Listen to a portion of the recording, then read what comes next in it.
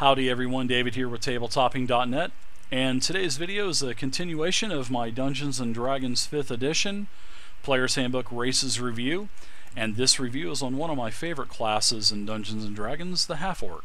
So you can see that there are 2 pages in the Player's Handbook which you cannot get in the basic rules. So you're going to want to need to pick up this Player's Handbook at your local game store or online if you want to play the Half-Orc. So there's quite a bit of lore here about the Half-Orc and their trials and their tribulations and how they have a hard time adapting to civilizations and towns and how they're always the outcasts and a lot of times how they're not even wanted in society.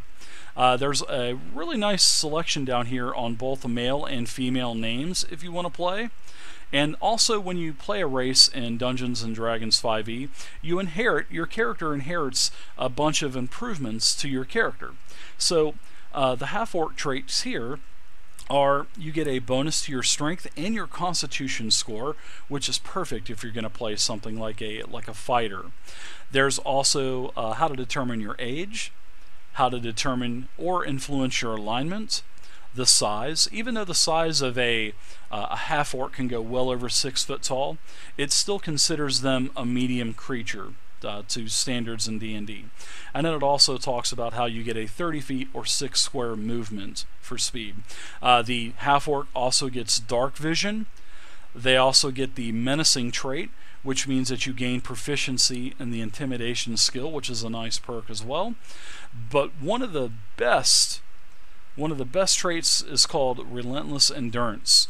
And when you are reduced to 0 hit points but not killed outright, this means that you can drop to 1 hit point, which is great. And then you can use this again once you get a long rest. There's also Savage Attacks, which is another brutal racial ability. Whenever you score a critical hit with a melee weapon, you can use 1 more extra die and add that to the bonus damage of your crit.